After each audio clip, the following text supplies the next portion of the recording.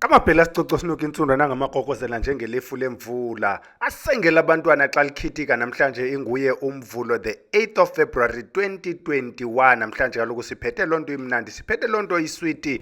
Namhlanje siphethe iswekire kaloku xa siya evenkileni ngumvulo. Lolo suku esiye sithi siyokhangela izinto emazisincede ngelinye ixesha sizifumane kwa-my friend apha evenkileni. Ngelinye ixesha uzibhaqe kuloo venkile lapho ngakokwenu mhlawumbi nawe unazo ezi zinto kuloo khabhathi yakho uqonda tyhini mandingabisaya kwa-my friend evenkileni masendisithi hlasi apha ekhaya kuba kaloku xa siphethe into ezikumila kunje sizama ukuthi noko kubekho into oyizuzayo ogodukanayo obungayazi mhlawumbi ngenye ixesha ozawuphele namhlanje ube uyayazi. Kaloku masiqale sitshoni ukubana wena mntu ofikayo kweli khaya suba sabaleka noko eli khaya liyakhula. Ndiyabona uba noko le nto kaBhele iyondelelana wena iyeza apho iyakhona. Sithi ke phambi koba singene kule venkile lapha ngakokwenu masiqa sikufake kulena yalapha emabheleni kwanto zonke. Siyabona uba ingathi lawuthi lihamba ixesha uzabe sowufumana neengubo, ufumana ikiriva, ufumana imihlakulo, ufumane into zokulima, ininzi into zayifumana kule venkile ukuba phofu yonke loo nto inento kwenza namayeza. Sithi ke wona mntu ekudala ubuza bakhona abantu bekudala besikhangela thatha uBhele aninayo isepha apho, isepha yohlamba. Ndiba nengxaki yemgqwaliso tata uBhele, ndoyiswa ke ngonasento zofutha kuba kaloku umyeni wam tata uBhele. Sithi ke bantwini wena mntu kumila kunjalo ikhona isepha apha ekhaya, zimbini ezisepha. Enye yilena izawuba yisepha yokhupha izimnyama, elandelayo izawuba yisepha yentlahla mntanomhle nemibala iza kubonisa namavumba. Hayi niyayibona ke umntu ozaziwe into zalapha ekhaya ezikho step 1 uzawufumana uba inuki kamnandi wena kuba laa nto ifakwayo phayana ininzi kakhulu. Nayo ke le sepha le engustep 1 uyayiva nevumba lakhona mntanomhle uba noko. Kodwa kumehluko kwisepha kunezinye izinto yona ayikulandeli le nto elavumba, uhlamba nje ubuso kuphela. Xa uhlamba obo buso yisepha nje osimelela isandla uhlambe ubuso nje igwebu lingakuxaki, ungayisuli noyisula izitshonele and then ungene endleleni. Lingustep 2 yona yenze kuhle wena mntu othi ndiya kwezo interview. Omnye ngumntu nje osebenza ngabantu uzawumane ezi-alternator ke sepha xa iphangela, ngenye imini asebenzele ngenye imini asekwenza uba umane usiphungula isimnyama esi. Kodwa ke leyo uba uthandwe ngabantu ibe yona othe gqolo usebenzisa yona. Siyagqitha ke sepheni ke tata uBhele, sizawuthetha ngezinto ke abantu abathi ndicela uzoqiniselwa. Bakhona umuntu athi ndifuna uqinisa indlu, omnye ndifuna uqinisa imoto, ndifuna uziqinisa. Omnye unobuxhofxhofana bakhe ingakumbi wona mntu onethaveni. Into enjengeethaveni zizinto ezirhuqisa izinto ezininzi bantu basezithaveni. Ingaske ithaveni yakho ihlahlale kumane kuzophekuzwa ukuba kuyenzeka kuzoqiniswa kwenzela uba kufakwe nezinto ezigxothayo nezitsalayo ngaxeshanye. Masiyeke ke lena ke yakwaBhele kuba abanye abaninzi ababhalelanga kuyo babhalele kwiswekire. Xa singena ke kumba weswekire sithetha ngento endendala ekudala ikhona iswekire, umwoba. Bayayazi abantu base-KZN umwoba. Andiyazi ke abantu abangawaziyo umwoba, kodwa uba uyupicture amadiza mhlawumbi uyupicture nombona lo iyinto ebunjeyana wena iswekire. Umbona lubuya uqaphela uzawuxobula ngaphakathi ushe kusitya laa nto iphayana imhlophe. Yiloo nto injalo ke yaqala apha eAfrika kule ndawo kuthiwa kuseNew Guinea. Yayinto ehambayo ke iswekire, yanaba yaye kumazwe yaseEurope kodwa ke yaqala eIndia. AmaNdiya ngabantu bokuqala ukuyirefayina le swekire bayisuse emwobeni benza iswekire yatyhutyhumeza ke yofika kooma-Europe. Ithe xa seyifika ke iswekire eEurope it became a reason for slavery because islaves, ukuba uyayijonga into yeslavery, abantu basuswa eAfrika baya kooma-Brazil baya kooma-America ukuyolima iswekire. Xa kuthethwa phayana uba mamelo Malcolm X bethetha ngee-plantations. Eza plantations ke enanizii-field slaves kuzo yayizii-plantations zeswekire apha kweli lizwe. Njengoba eDurban kuphele kuba kwamaNdiya amaninzi olhlobo, nawo aze kuzosetyenzwa kuyo iswekire. So iswekire ilelo bali ke that displaced so many people from indawo zabo bapheleyo beyoba kwamanye amazwe. This was just nje i-background yeswekire ukuyibonisa ukubana ilibali elide.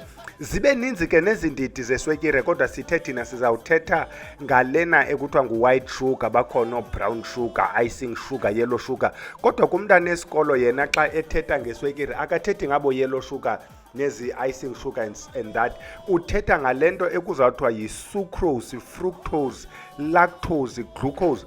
I-sucrose ke bayazi uba yile swekire siyaziyo i-table sugar, kanti i-fructose liyatsho igama yile swekire kwi-fruit nje bayifruthi iswiti nje i-fructose, kanti i-lactose abantu abazilandela izinto bayayazi ezi lactogen, uyayiqonda laa nto i-lacto, it means yile swekire ivela ebisini.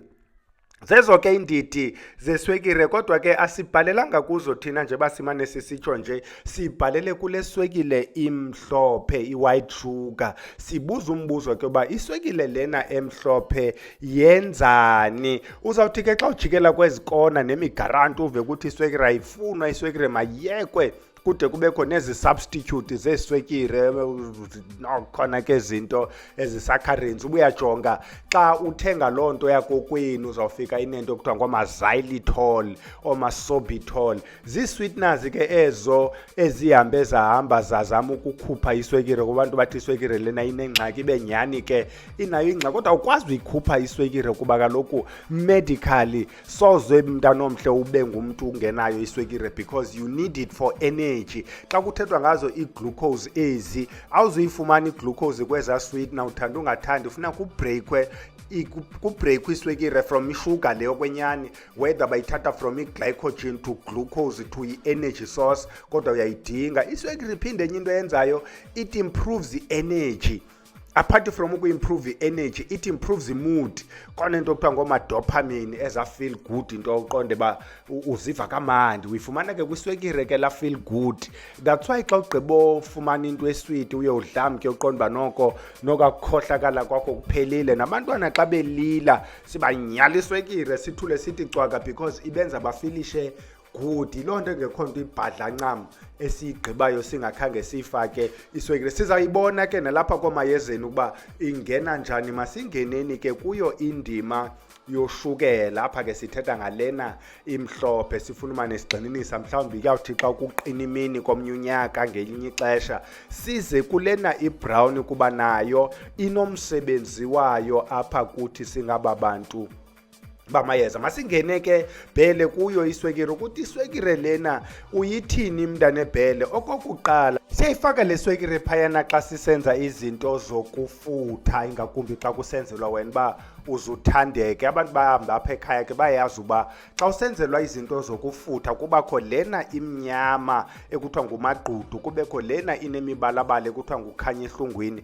Omnye umntu ngemeko yakhe ke loo meko akuyo kuye kuthiwe kuye uzungamsebenzisi ukhanya ehlungwini, uzusebenzise isiwasho. Simxelele ke kwesa siwasho ukubana sidibanisa ntoni nantoni, sifake nayo iswekire emhlophe nezinye izinto ke ezihamba naloo nto, kuba sithi xa sijonga le meko sifumanisa uba wena ingathi abantu bakokwenu ngabantu bezinto ekuthiwa zezomoya, kodwa masixa siphekuze sikhuphe isimnyama. Sithi ke ngoxa sesisikhuphile, kuba kaloku abantu bakokwenu kule meko esisimnyama abakuboni, awuveli, sikufakele ke iswekire kwisiwasho, of which ke uzawuzithengela ezo zinto esiza kuxelela ngazo ukuba uzithenge. Unumber 2, wena mntu othi uhlambela ukuthandwa omnye umntu, ngaphandle nje kwaba bahamba apha ekhaya, umntu kwezo nto xa ezawuhlamba uzayifaka iswekire kwezo nto zakhe azenzayo zeziwasho. Omnye sisiwasho asithenge nje phaa evenkileni, kwezi washo singanoba kufakwe intoni, sometimes uzabhalwa nalo instruction. Kufuneka ucingele ke mntana omhle, siye sithi khakufake neswekire wethu kube sweet, ukuthandeke, kube mhle, abantu xa bekubona bakulangazelele nje ngala swekire yaseJericho. Andano wayikhona iswekire eJericho. Number 3, xa kukhandwa izibunge, isibunge mos ixesha elininzi sesebhizinesi, nangona zikhona ezinye izinto ezizibunge kodwa not for business esenzelwa wena. Xa kusenziwa isibunge sebhizinesi, kuloo process yokusikhanda, kuloo mayeza amaninzi afakwayo, kufakwa ne-white sugar.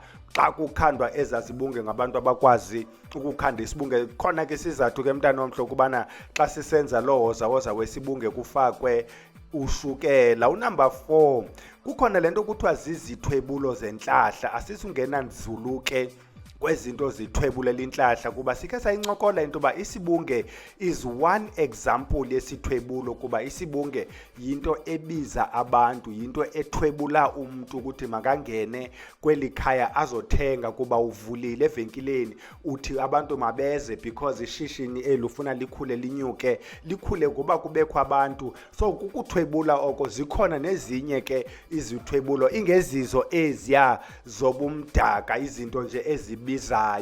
Omnye umuntu ungumuntu nje obiza kuye njengoba sithethile ngomuntu ofuna ukuthandeka. Ngomnye imizekelo ufuna abantu bakujonge ubatsale, eligama lithi ukuthwebula kukutsala wethi ngesixhosa ufuna uba nomtsalane. La mtsalane ke sisithwebulo zikhona ke izinto zamayeza ezenza into ekuthiwa kukuthwebula, ingakumbi xa uthwebulela ukuthandwa. Siyasifaka ke lento brother iswekile siyayifaka kuyo lonto. Unumber 5, kukhona xa uthi Tata uBhele ndicela uzuzochela, ndicela uzuzoqinisa apha ekhaya kula mayeza ka step 2 because xa kuchelwayo emzini siye sibe nestep ezintathu. Ku step 2 siye siwasebenzise la mayeza aneswekile emhlophe, ngenye ixesha iya ngemeko yaloo mzi okanye kuloo ndawo yenziwe loo nto ku step 3 xa segqityiwe za step zi2. Then ke ngoxa kuchelelwa u step 3 kuba ezayobethelela umbetheleli achele ngamayeza amahle othandeka okubiza, afake neswekile emhlophe ukwenzela abantu mabalithande elikhaya lakho le ndawo uthengisa kuyo, mabathi xa befikile ikhumbula mosi la feel good, mabafilishe good. Kuyeke wena tywaleni mntu uthile osithengisela utywala apha kwakho kuhleli nje xa kukho abantu kuzawubakho igazi elichithekayo. Kufuneka loo nto yenze le nto kuthiwa is to raise i-red flag, into ezawuxelela ukuthi kukhona ukushaya amanzi la ekhaya, kona nje into erongo, akunonyuswa iflag ebomvu ngekho mpazamo ithile. Yinto ekuchazelayo xa kuzawugcwala igazi kule yakho itavern kuhleli nje kuzawuliwa, bakhona abazawulwa, bazakhona uqhekeza ifestire njalo njalo. So besithetha ngale nto yoba xa kuzochelwa kuphayana for ibhizinesi yakokwenu lizawusetyenziswa iyeza elihle elizawuba nayo iswekile emhlophe ukukuntluvisa nobisi olumhlophe. Kuloo nto sifuna uba makukhanye. Unumber 6, xa siyophaka mntana omhle, wena mntu uyaziyo le nto kuthiwa kuyophakelwa abantu abadala, ingakumbi ke abantu abaqhela ukwenza izinto izawuba ngamagqirha. Bayawuphatha ke inkukhu engqoqo, bathathe I think ezulu bathi impangele, athathe lo nkukhu ingqoqo, kubekho umilimili, kubekho ikofu, kubekho iswekile, kuyophiwa abantu abadala. Either uyobaphela emlanjeni okanye uyobaphela elwandle, ethafeni, esidulini, ehlathini, kwezo ndawo zinabantu abadala mhlawumbi othunywe ukuba uyobaphela kuzo. Asiyigqibi laa nto yokupha abantu abadala singenayo iswekile. Sithi xa sesithetha sithi bantu abadala nantsi iswekile esifuna xa nigqibophunga niyifake kuloo nto yenu, rather xa niphunga niyifake ukwenzela uba le kofu kanye le tini izayisela ibe mnandi, ibe sweet. Ndenzela uba nam bantu abadala xa nigqibophunga nava obu buswiti, nam nobam ubomi nibenze bube sweet izihlwele zasekhaya, kutsho wena ke ucenga abantu bakokwenu. Igqithe ke le nto lena sizawuthi nje xa siyifaka kule nto yeswekile, bakhona abantu xa behlwayela njeba xa sihlwayela sizawuhlwayela iintsimbi, sihlwayela imimboni, iimbotyi, iinto zamathanga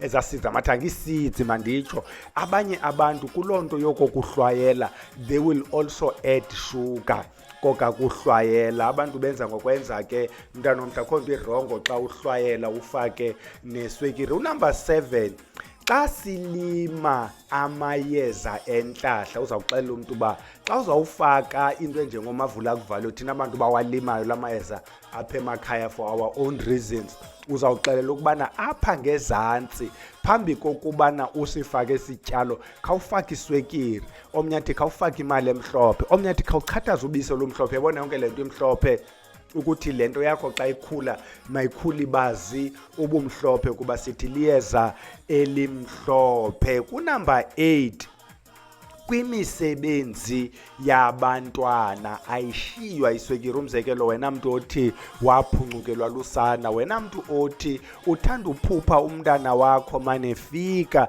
sithe kaloku abantwana sibacenga ngazo izimuncumuncu. Andiyazi ke xa kuzathiwa sisimuncumuncu kungathiwa sisiswiti kuba ikho muncu. Xa sibanika ke ezo ziswiti ke mhlawumbi xa sithetha loo nto ziba khona ezilekese, kodwa siyifake nayo iswekire kuba ngoku senzela abantwana unumber 9. Kukhona ke izithandani apho ke kwathi qhusa, wabheka ngapha omnye wabheka ngapha aze bale komnye, tata uphele la sinqanda sam siphaphathekile sayotshona, wenzelwe ke isikhafulo. Not zonke zikhona izikhafulo eziye zifakwe iswekire, sisikhafulo ke eso. Uthi umntu wamayeza, yiloo nto kubalulekile ukuba into yeyeza ingaske uyiyele kumayezeni, uncokole naye, uhlale phantsi naye, ukwenzela uba xa ibona le meko yakho aqonda uba le ayifuni ukuba ndisebenzise la mayeza ndawangqusha kule nyanga ingapha kwale ngapha kwephelileyo. Lena yalo mntu ifuna ndiyiqale ekuqaleni imeko lena yayo, ndiyifakele le swekire imhlophe kuba lena yakhe into iyayifuna loo nto. Sibiza ke izithandani ke, sihlanganise ezo zithandani, kuyakhafulwa ngayo le nto inale swekire imhlophe. To add ke kunumber 9 sifake unumber 10, sithethe ngezibambelelo kuba kaloku le nto yesikhafulo umntu oyenzayo uza kwenzela isikhafulo athi mayithi ke xa ibuyile loo nto iseso sinqanda sakho, nasi isibambelelo. Esi sibambelelo ke sizawuhambe komnye umntu sifakwe neswekile emhlophe kuba kaloku le nto ibinixabanisile xa seniyilungisile waziklina nawe wawukhupha lo mgqwaliso kuba kaloku 98% of the time izinto zokuphela kothando zihambe zibe nazo izichitho nemigqwaliso. Xa sithi 98% ukhona upesenti lo othi kuphele uthando. Siye sithi ke xa sithetha nabantu baninzi ke nabamameleyo abaqala ufona, tata uphele ubalekile umntu wam, ndicele sasikhafulo. We give some education apho sikuxelelayo imeko apho isikhafulo esingasebenzi andazona. Sikuxelele ke wena mntu othi ufuna ukuyomlanda usinqanda eze noba uze enenyawo elinye, uze nemehlo elinye, uze erhubuluza ngesisu, it helps into yokuba udibane nala madoda anezizwe zokulanda, la madoda alanda ngooThikoloshe, ngoomantindana, la madoda alanda ngezilwanyana, because lo mntu ulandwe ngeso silwanyana mntanomhle uzawuvuka elapha phandle. Noba usuka eKapa esiye eDurban, that close to 1 kilometers, hey, I think yafika na ku-2000, but ezo kilometers zininzi zinjalo uzihamba nangeenyawo. Umuntu uzawuhamba ehayika, uzazovumbuluka apha phambi kwakho kuba kaloku ulandwe yinto engakhange iqalise tu kumcenga. Uzawufika ke azoba seso sithithibala ke apha kule ndawo kuyo, uvele uqonde nawe uba hayi wayengekho nje ngokuya noko ngoku makajika goduke.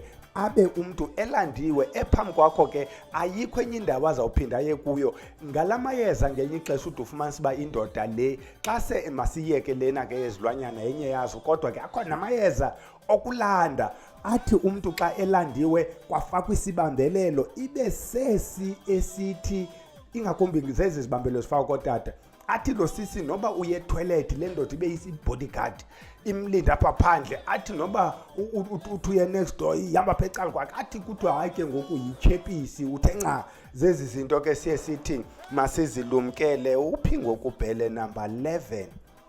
Xa umntu esiya kwi-interview, ixesha eninzi abantu abathi xa beya kwi-interview abe ewasebenzisile la mayeza okukhupha izimnyama nemigqwaliso, ewasebenzisile la mayeza enza uba makathandeke, ezenzile nezi zinto ezimenza athethe kuvakale, uthi xa ephuma kokwabo uzawuphatha iswekire.